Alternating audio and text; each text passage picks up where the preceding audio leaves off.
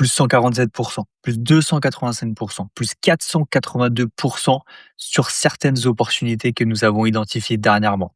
Mais au départ, ces crypto-monnaies étaient noyées parmi plus de 10 000 autres crypto-monnaies.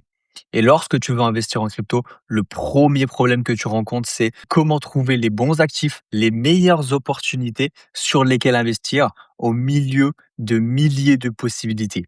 Et si tu travailles, que tu as une famille et que tu ne peux consacrer que quelques heures par semaine à tes investissements, tu ne peux pas te permettre d'analyser l'intégralité du marché manuellement. Et du coup, tu vas donc naturellement te tourner vers des solutions les plus accessibles, comme par exemple regarder les crypto-monnaies dont tout le monde va parler sur YouTube, par exemple, à travers des vidéos qui vont t'indiquer le top 20 des meilleures crypto-monnaies qui va exploser en 2026, par exemple. Ou encore, tu vas regarder les cryptos dont tout le monde parle sur Telegram ou les groupes que tu rejoins. Ou alors encore, tu vas chercher parmi le top 100 des crypto market cap sur CoinGecko ou CoinMarketCap. Ou encore, tu achètes les actifs qui apparaissent en tendance après de fortes hausses sur Twitter ou sur des vidéos YouTube encore une fois. Mais à ce moment-là, le problème, c'est que tu ne sélectionnes pas réellement tes crypto-monnaies, c'est que tu laisses les réseaux sociaux décider ce que tu dois regarder. Et c'est là tout le problème finalement. Et c'est là aussi que notre approche avec Genesis est à l'envers, va à contre-courant de ce qui se passe sur le marché, parce que finalement, nous allons partir de l'intégralité du marché. Nous allons partir du top, clairement, du marché. Donc, c'est-à-dire raser complètement toutes les crypto-monnaies, les 10 000 crypto-monnaies qui existent aujourd'hui. Puis nous allons utiliser un screener IA qui va permettre de filtrer 98 voire 99% des crypto-monnaies pour qu'il n'en reste plus que 100 à 200 crypto-monnaies. Et enfin, notre analyse, notre expertise va nous permettre d'identifier 5 à 10 crypto-monnaies. Donc on part des 10 000, grâce au screener, on n'en sort plus que 200 et grâce à notre approche, on va en identifier que 5 à 10 qui sont de réelles opportunités. Donc finalement, quand j'ai commencé à investir en 2016, personnellement, le marché était encore trop petit. Il était beaucoup plus petit, qu'aujourd'hui puisque finalement, je pouvais encore, eh bien, manuellement chercher à la main mes crypto-monnaies en ouvrant mes graphiques les uns après les autres ou encore me rendre sur CoinGecko, puis analyser le, top rank des market cap des crypto-monnaies, ce qui me prenait vaguement 5 à 10 minutes, par jour pour identifier des opportunités. Mais le problème, c'est que finalement, aujourd'hui, le marché des crypto-monnaies a littéralement explosé, puisqu'il existe plus de 10 000 crypto-monnaies référencées aujourd'hui et finalement avec la même expérience, analyser manuellement un marché aussi vaste est devenu pratiquement impossible. Le problème n'est plus de manquer d'opportunités, mais c'est de trouver les bonnes opportunités au milieu de tout ce bruit finalement. Et pendant 10 ans, nous avons observé avec notre équipe, eh bien, que les opportunités les plus intéressantes partageaient certaines conditions qui étaient récurrentes. Et donc, nous avons décidé de formaliser ces conditions sous forme de filtres de conditions ultra précises qui va nous permettre d'être confiés finalement à notre screener IA. Donc la question, c'est pourquoi continuer à vérifier finalement les mêmes conditions manuellement si un outil aujourd'hui, via l'intelligence artificielle, mais du moins un outil automatique, va nous permettre de réaliser ce premier tri automatiquement.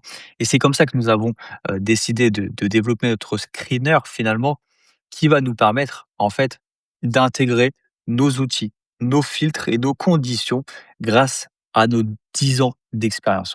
Et aujourd'hui, le screener peut analyser plus de 10 000 crypto-monnaies et comme dit, éliminer automatiquement plus de 98% du marché. Donc finalement, il ne choisit pas les crypto-monnaies à notre place et c'est pas du tout l'objectif du screener, d'accord? Mais c'est de concentrer notre attention sur 100 à 200 actifs qui répondent au mieux à nos critères grâce à notre stratégie et encore une fois, à notre expérience basée sur 10 années sur les marchés financiers et sur le marché crypto. Donc nous allons analyser les graphiques et nous réduisons cette première sélection finalement à seulement 5 à 10 opportunités potentielles. Donc finalement, l'intelligence artificielle, elle réalise le travail répétitif, mais la décision, elle, va rester, humaine par la suite. Donc la première étape est donc de réaliser, par notre screener finalement un gros tri comme on vient de le dire, où, le screener IA va analyser plus de 10 000 crypto-monnaies disponibles sur le marché. Pour chacune d'elles, il va vérifier les filtres, les conditions que nous lui avons fournies, et ces mêmes conditions répondent aux caractéristiques que nous voulons retrouver, avant de se consacrer à plein temps sur une étude graphique finalement. Donc le principe est relativement assez simple finalement. Au lieu de demander à l'intelligence artificielle crypto-monnaie va exploser, nous allons lui demander, parmi l'ensemble du marché, quelles crypto-monnaies répondent actuellement à nos conditions de sélection. C'est cette différence qui est essentielle parce que l'outil ne va pas prédire, magiquement l'avenir. Il va simplement appliquer notre logique de sélection grâce à une quantité de données qu'un humain ne pourrait pas, traiter aussi rapidement, et c'est là l'enjeu, de CD de cette IA, c'est que le screener va éliminer donc automatiquement la plus grande majorité des actifs, et encore une fois, à la fin du scan, il va rester 100 à 200, cryptomonnaies. Et du coup, je tiens, à attirer, ton attention que ces 100 à 200 cryptomonnaies ne sont pas des opportunités, d'accord? Ce sont, de potentielles opportunités en fonction de différents cycles, en fonction de différents filtres, et que justement, je vais t'indiquer maintenant. Donc le screener nous dit quoi regarder, mais il ne nous dit pas encore quand acheter ou quoi acheter, d'accord? Et donc c'est précisément que là va intervenir finalement, la méthode.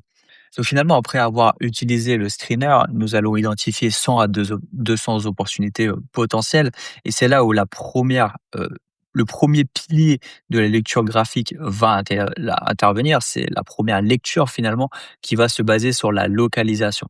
La localisation du prix. Où est-ce que mon actif se situe par rapport à son historique? Tout simplement, d'accord? C'est la première chose que je dois impérativement faire quand j'ouvre mon graphique, c'est de comprendre la direction générale du prix, la localisation. D'accord? Donc, où est-ce que la crypto se situe par rapport à son historique? Est-ce qu'il se situe par rapport à son sommet historique, ce qu'on appelle son ATH, ou alors à son plus bas historique, à son ATL, ou alors simplement euh, au milieu des deux. Ensuite, en deux, la deuxième lecture, on a ce qu'on appelle le momentum, ou l'élan en français. Et là, euh, on va se poser la question de à quel stade du cycle et la crypto?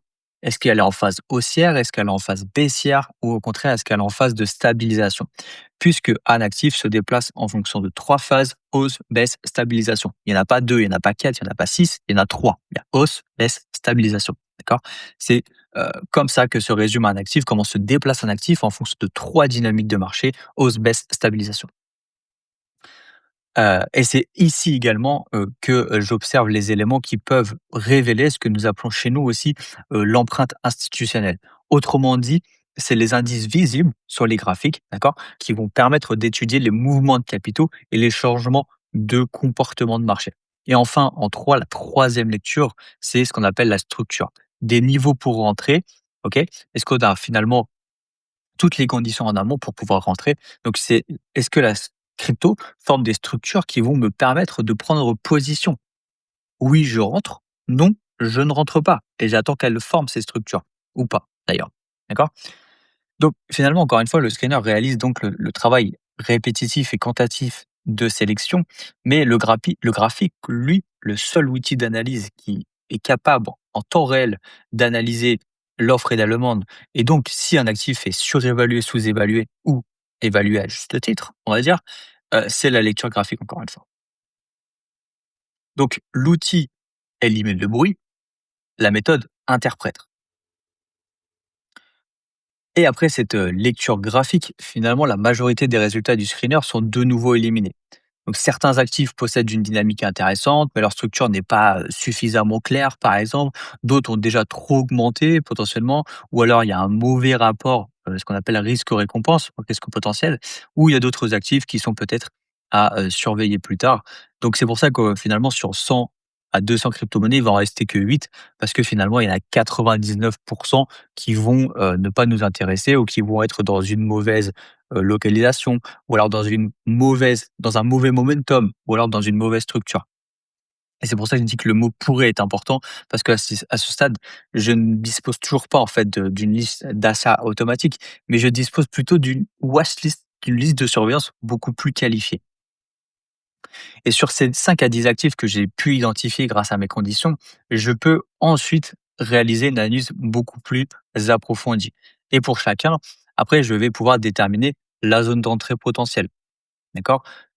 Condition qui validerait le scénario, la condition qui l'invaliderait, le risque que je suis prêt à accepter et enfin la manière dont je pourrais sécuriser mon résultat.